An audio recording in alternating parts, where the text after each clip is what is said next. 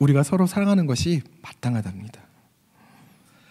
하늘의 별과 같이 많은 은혜를 받은 사람, 하늘의 별과 같이 많은 은혜를 받은 사람이란 제목으로 하나님의 말씀 증거하도록 하겠습니다. 우리는 하늘의 별과 같이 정말로 많은 은혜를 받은 사람들이죠. 근데 잘 모르고 살죠. 자꾸 잊어버려요. 그래서 우리가 잃었던 은혜를 좀 찾아보고자 합니다. 자, 우리는 다 조상이 있죠. 조상님이 계시죠. 집에 어떤 그 책처럼 이렇게 두꺼운 족보가 없다고 해도요, 의미적인 족보가 있죠. 그렇다면은 믿음의 그 조상이 있다는 것은 혹시 아십니까? 예, 믿음의 조상하면 뭐가 떠오르죠? 누가 떠오르죠? 바로 아브라함입니다. 대답해 주셔서 감사합니다. 예상치 못했던. 네. 아브라함의 믿음의 조상이 될 수 있었던 이유는요, 간단합니다. 바로 바랄 수 없는 그 중에 바르기 때문이고요, 바랄 수 없는 그 중에 믿었기 때문입니다. 로마서 4장 18절을 보면요, 이렇게 기록이 되어져 있어요. 아브라함이 바랄 수 없는 중에 바라고 믿었으니 이는 내 후손이 이 같으리라 하신 말씀대로 많은 민족의 조상이 되게 하려 하심이라.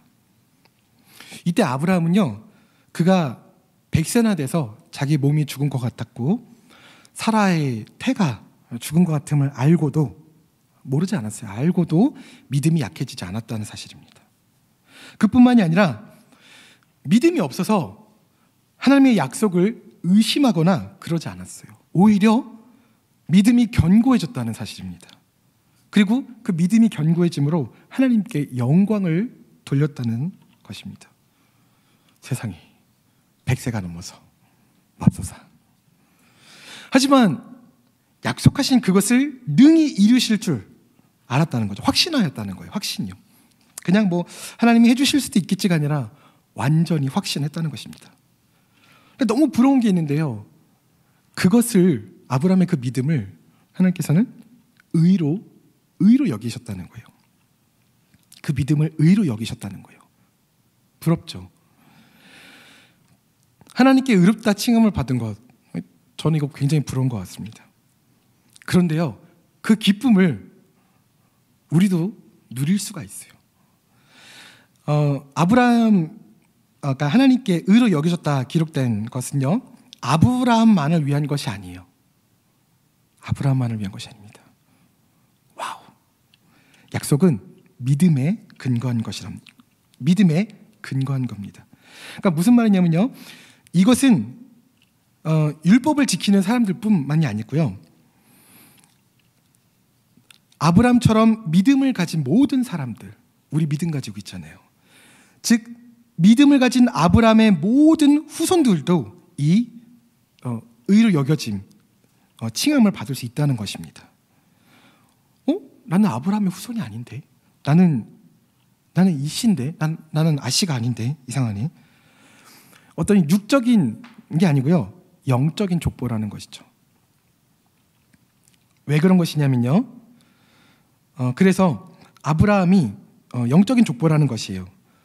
그렇기 때문에 아브라함은 우리 모두의 조상이 될 수 있다는 것입니다. 그 이유는요, 바로 우리가 예수 그리스도를 영접했기 때문입니다. 그것은 하나님의 은혜로 값없이 주시는 선물이기 때문에 그렇습니다. 즉 혈통의 조상이 아니라 믿음의 조상이라는 것입니다. 우리가 가져야 될 믿음은 무엇입니까? 바로 예수, 우리 주님을 죽은 자 가운데서 살리신 그 하나님을 믿는 것입니다. 예수님이 왜 죽으셨습니까? 예수님께서는 우리가 범죄한 것 때문에, 그것 때문에 하나님께서 내어주신 거예요. 그리고 우리가 의롭다 하시기 위해서 다시 부활하신 것입니다. 그렇기 때문에 우리는 참 소중한 존재죠. 왜요? 만왕의 왕이신 하나님의 아들, 그것도 독생자 예수님을 나 때문에, 나의 죄로 인해서 십자가를 지시고 십자가에서 죽게 하시고 부활하게 하셨어요. 이것은 하나님의 공의입니다. 하나님은 사랑이시기 때문에 하나님은 죄인을 그냥 받아들이실 수 없어요. 그래서 예수님을 통해서 우리가 하나님께 나아갈 수 있는 하나님의 어떤 계획, 공의지만 하나님께서는 우리에게 엄청난 가치를 또한 부여하고 계시다는 것입니다. 그런데 우리는 이 존재의 가치를 잘못 사용하고 있을 때가 있습니다. 자, 제가 예화를 하나 들 텐데요. 집중해서 들으셔야 돼요. 안 그러면 헷갈려요. 한비자라는 책이 있습니다. 조나라의 조양자가 왕후기에게 말 타는 법을 배우는 이야기가 나와요. 누가 누구에게 배운다고요? 헷갈립니다. 왕후기는 춘추시대 때요, 말을 잘 부리기로 유명했어요. 말 부리는 것으로는 그 당시 때 최고라고 인정을 받았던 왕옥이었습니다.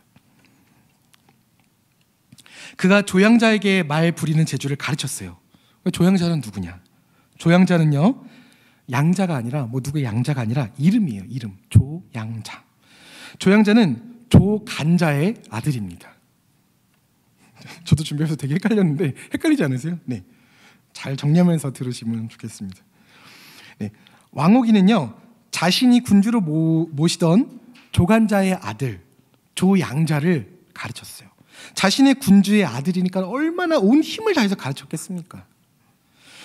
얼마 뒤에 조양자는 이만하면 모든 것을 다 배웠다고 생각하고 스승인 왕오기에게 시합을 하고자 했어요. 시합을 합시다. 그런데 막상 시합을 했는데 3번이나 말을 바꿔서 경기를 했는데도 조양자는 스승인 왕오기에게 번번이 질 수밖에 없었어요. 아무리 노력을 해도 왕오기를 따라잡을 수가 없었어요. 그래서 조양자는, 이 왕자는 왕오기에게, 스승에게 따졌어요. 그대가 나를 가르치되 말 타는 기술을 모두 전수하지는 않은 것 같소. 그때 왕오기가 조양자가 자신을 이기지 못한 이유를 차분히 설명했습니다. 기술은 다 가르쳐 드렸으나 그것을 사용하는 방법이 잘못되었습니다. 더 안 같은가요? 네. 말을 탈 때는 말과 조화를 이루어야 되겠죠. 근데 스승이 뒤쪽에 있으면은 이 양자는 계속해서 그 스승만 의식하고요, 스승이 앞에 있으면은 스승을 따라잡을 욕심에만 사로잡혔던 거예요. 그러니까 말과 하나가 되는 어떤 조화를 이루지 못했던 것입니다. 그러니까 욕심 때문에 더 중요한 것, 그러니까 모두 말 타는 방법을 전부 전수를 받았지만 제대로 이길 수가 없었던 거죠. 탈 수가 없었던 거예요. 그 피아노 같은 거 배울 때도 마찬가지거든요. 어떤 기술만 자꾸 연마해서 바로 쳐내려고 하는 그런 그 학생들이 있어요. 음악을 정말 사랑해야 돼요. 건반은요, 제가 배웠던 건데요, 저도 그렇게 가르쳤고, 건반은요 손가락으로 치는 게 아니라 마음으로 치는 겁니다. 네. 그게 차이예요. 근데 그걸 잊어버리고 자꾸만 테크닉으로만 치려고 그러는 거죠. 그러니까 이제 힘들고, 말도 그렇게 타려고 하면 힘든 겁니다. 근데요, 중요한 것은 우리도 그렇다는 거예요. 우리도 하나님께서 우리를 만드셨죠. 하나님께서 믿음으로 구원을 받을 수 있다고 하셨고 우리가 그것을 알아요. 그리고 하나님께서 주신 소명으로 사명을 감당할 수 있어요. 이걸 다 아는데도 우리는 자꾸 이상한 곳에 눈을 돌립니다. 아, 이거는 괜찮아. 이거는 우상숭배가 아니야. 아, 이거는 이 세상에 살아가면서 요 정도 요령은 좀 있어요. 요 정도는 괜찮아. 이러면서 절대로 나의 욕심을 버리지 못합니다. 이유가 분명하거든요. 그래서 절대 버리지 못해요. 우리는 크리스천인데 자꾸만 욕심을 부려요. 그래서 세상에서 빛과 소금의 역할을 감당하지 못하는 지경까지 이르고 있습니다. 지켜야 되는 믿음은 지키지 않고 이상한 것들만 자꾸 지키려고 하는 습성이, 경향이 있어요. 모든 것을 다 내어주셨던 예수님의 삶과는 너무나도 거리가 먼 우리들의 삶인 것입니다. 오히려 양심적으로나 예의, 도덕, 윤리적으로요, 다른 종교나 다른 기업들이요 더 이 사랑에 앞장서고 있어요. 이것은요, 하나님은 사랑이십니다, 예수님께서 우리를 사랑하십니다라고 늘 말하고 다니는 우리에게는 정말 부끄러운 일입니다. 왜 부끄러울까요? 오늘 본문 말씀 요한 1서 4장 11절에 기록되어 있는 이 말씀 때문에 그렇습니다. 사랑하는 자들아, 하나님이 이같이 우리를 사랑하셨은즉 우리도 서로 사랑하는 것이 마땅하도다. 너무나도 마땅하다는 거예요. 내가 쟤를 왜 사랑해야 되는데요? 서로 사랑하는 게 마땅하대요. 저 사람이랑 좀 성격이 좀 안 맞아요. 저 사람 다른 팀인데요? 별로 사랑할 이유가 없는데요? 아니에요. 서로 사랑하는 게 마땅해요. 저 사람 저번에 되게 안 좋았어요. 막 기억이 안 좋아요. 아니요. 사랑하는 게 마땅합니다. 영화 럭키를 어쩌다가 보게 됐어요. 유해진이 주인공으로 등장을 하더라고요. 굉장히 반가웠어요. 그는 킬러입니다. 거기서 살인 의뢰를 받으면요, 그 살인 대상자, 그러니까 죽여야 되는 그 사람에게 가가지고요, 그 사실을 알려줘요. 그리고 다시 기회를 주는 겁니다. 어떻게 기회를 주냐면요, 내가 너를 죽은 것처럼 위장을 해줄 테니 위장을 해서 너가 새 삶을 살 수 있도록 도와주겠다. 이렇게 도와주는 거예요. 즉 죽으면 산다, 뭐 이런 겁니다. 왜 그렇게 살게 되었는지는 몰라요. 안 나와요, 영화에. 그러나 포인트는 이겁니다. 킬러도 사람에게 기회를 준다는 거죠. 근데 우리 크리스천들은 우리가 한번 실망하면 절대로 기회를 주지 않습니다. 내가 심판주가 되는 거예요. 교만하지 말라고 했는데 그냥 그 자리가 좋아서 거기 있는 거예요. 그러다가 우리 형제자매들이 나가 떨어져서 골든타임도 다 놓쳐버리고 또 다시 돌아온다 해도 관심도 없어요. 왜? 나랑 상관없으니까. 상관이 없습니까? 아닙니다. 우리도 이것처럼 서로 사랑하는 것이 마땅하다고 오늘 복음 말씀이 기록되어져 있잖아요. 우리가 엉뚱한 곳에 집중을 하면요, 우리는 정말 사랑해야 되는 대상을 놓치게 됩니다. 우리가 우리의 욕심을 절제하지 못하고 그곳에만 집중을 하면요, 다른 소중한 가치들은 모두 다 놓쳐버리게 된다는 것입니다. 기회가 지나가요. 우리의 인생은요, 우리의 것이 아닙니다. 우리 이 홍대 세교회는요, 우리의 것이 아닙니다. 하나님께서 우리를 귀하게 생각하시고 구원을 허락하셨지만 우리가 서로 사랑하지 않으면 우리는 귀하지 않아요. 하나님께서 영혼 구원에 가장 관심이 많으세요. 근데 그 영혼들에게 상처를 입혀서 대체 뭘 어쩌겠다는 겁니까? 내가 생각하는 거 다 맞고 내가 생각하는 게 다 정당하고 내가 100% 다 맞으면 뭐 합니까? 내가 사랑해야 되는 영혼들은 이미 다 떠나갔는데. 자, 이제 처방을 할 거예요. 자, 그게 다 맞는 것 같죠? 내 마음대로 사는 것. 하지만 중요한 것은요, 내가 소중한 것만큼, 내가 힘든 것만큼 다른 영혼들도 너무나도 정말로 천하보다 귀하고 소중하다는 것입니다. 근데 왜 함부로 대할까요, 우리는? 근데 내가 뭐라도 된 듯이 자꾸 뭐라고 할까요? 그러면 안 되는 것입니다. 교회는 그러면 안 돼요. 세상의 모든 것들이 다 그렇게 한다고 할지라도 우리 교회만큼은 그렇게 하면 안 돼요. 왜요? 하나님은 사랑 그 자체이시기 때문에 그렇습니다.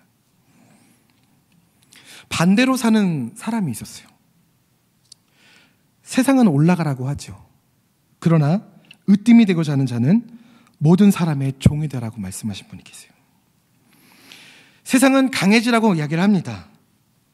그러나 내가 그리스도를 위하여 약한 것들과 능력과 궁핍과 박해와 곤고를 기뻐하노니 이는 내가 약할 때에 강한 되시는 강함이라. 세상은 속도를 내라고 말합니다. 그러나 마태복음 20장 16절에는 이렇게 기록되어져 있죠. 이와 같이 나중된 자로서 먼저 되고 먼저 된 자로서 나중되리라. 전 이 말씀이 너무 무서워요. 세상은 복수하라고 합니다. 하지만 누가복음 23장 34절에 예수님께서 이렇게 말씀하셨어요. 아버지, 저들을 사하여 주시옵소서.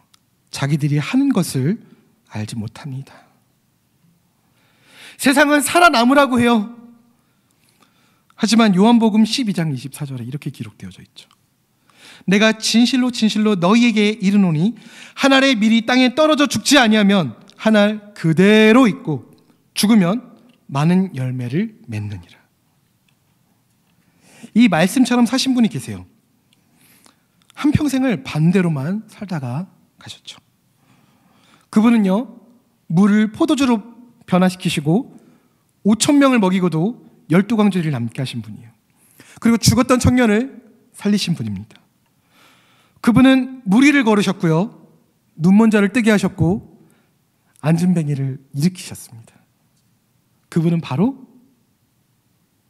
예수 그리스도십니다. 우리가 걸어가야 할 길, 우리가 따라가야 될 길, 오직 한 길, 예수 그리스도셨습니다. 예수님이니까 그렇죠. 내가 굳이 그렇게 살 필요 있나? 내가 그렇게 꼭 살아야 하는가? 그것은 우리의 정체성을 몰라서 하는 얘기예요. 두 번째 처방입니다. 창세기 1장 26절에서 27절 보면요, 26절만 볼게요. 하나님이 이르시되 우리의 형상을 따라 우리의 모양대로 우리가 사람을 만들고 그들로 바다의 물고기와 하늘의 새와 가축과 온 땅과 땅에 기는 모든 것을 다스리게 하자 하시고, 중요한 것은요, 하나님께서 우리를요 하나님의 형상, 하나님의 모양대로 창조하셨다는 겁니다. 여기에 우리 정체성이 있거든요. 인간이 하나님의 형상 또는 하나님의 모양을 따라서 창조되었다는 것은요, 하나님을 닮은 영적 성품을 지닌 존재라는 것을 뜻합니다. 우린 그런 존재예요. 인간이 하나님을 닮은 유사성을 지녔다는 점은요, 인간의 성품은요 하나님의 인격적인 성품을 드러내도록, 하나님의 인격적인 성품을 드러내도록 지어졌고, 그러한 인간 성품은 인간이 곧 하나님의 성전이고요, 우리를 통해 하나님의 통치를 드러내길 원하신다는 것, 드러내길 원하신다는 거예요. 그리고 그것이 우리의 삶의 궁극적인 목표라는 것입니다. 그렇기 때문에 우리는 하나님의 성품을 따라 살면서 그 하나님의 성품을 닮은 삶의 열매를 맺는 것이 우리 인간의 삶의 기본적인 목적인 것입니다.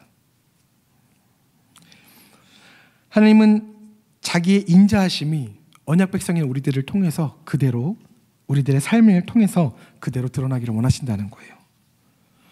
우리는 그냥 막 살면 되는 사람들이 아니에요. 우리는 그냥 욕심대로 될 대로 사는, 될 대로 되라지로 살면 안 되는 사람들이에요.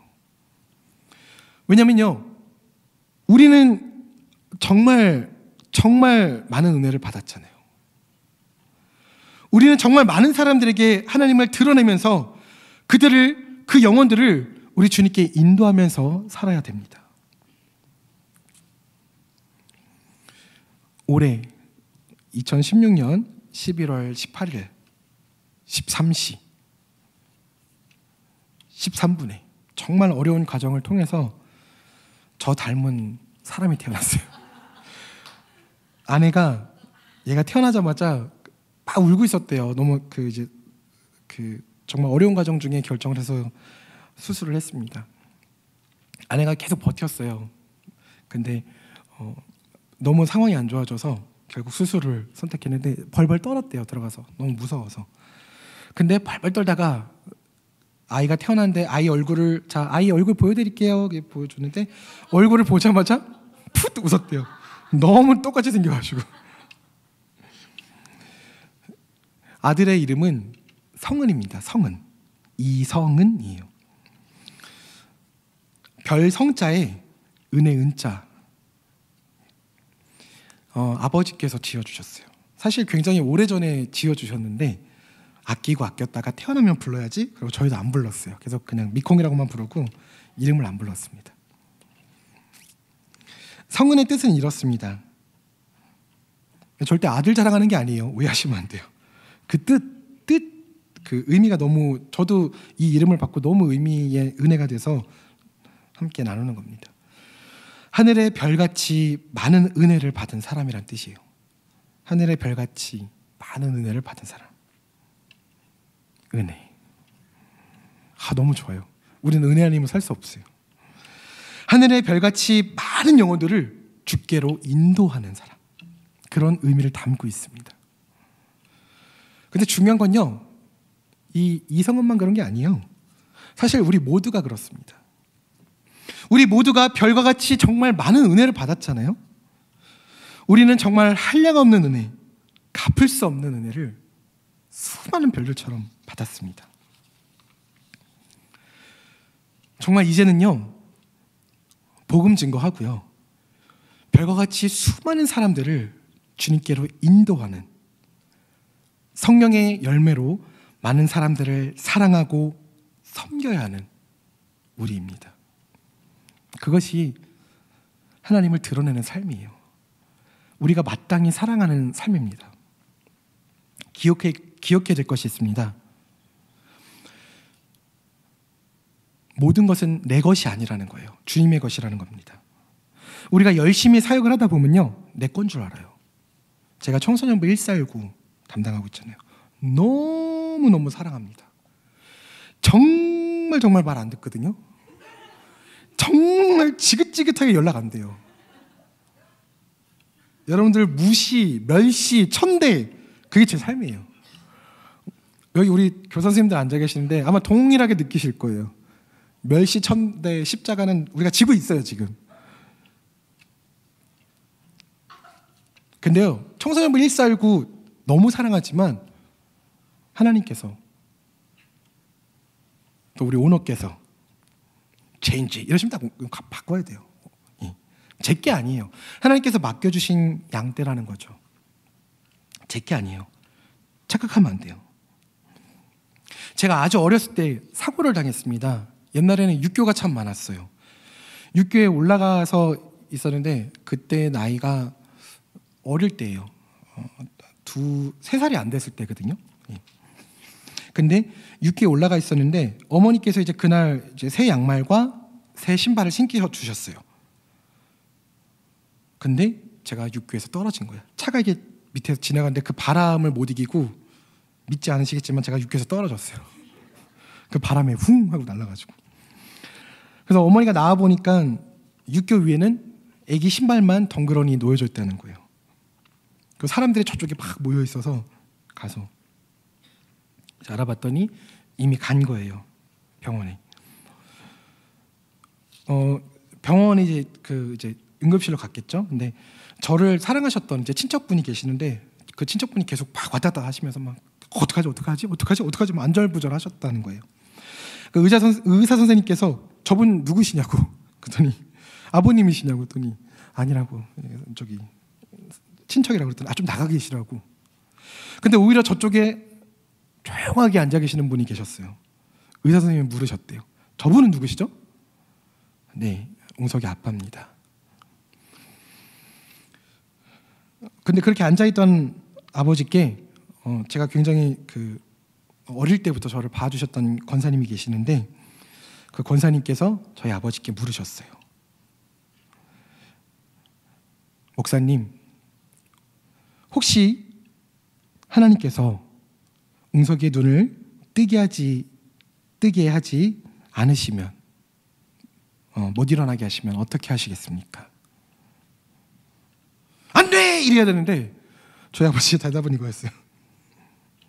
네, 하나님께서 주셨으니 하나님께서 데려가 주셔도 감사합니다. 제 입장에서 좀 억울하죠. 그래서 욥기 이 말씀을 찾아봤어요. 아버지 어떻게 저한테 그러실 수 있습니까? 찾아봤는데 욥기 1장 21절 말씀이더라고요. 제가 두고두고 기억할 말씀이죠. 주시니도 여호와시오 거두시니도 여호와시니니 아멘. 여호와 이름이 찬송을 받으실지어다. 주시니도 여호와시오 거두시는 이도 여호와십니다. 감사한 겁니다. 사역하다가 진이 빠지는 일이 정말 많아요. 정말 자존심 상하는 일이 너무나도 많습니다. 울고 싶은 일도 너무 많고요. 억울한 일도 너무 많고요.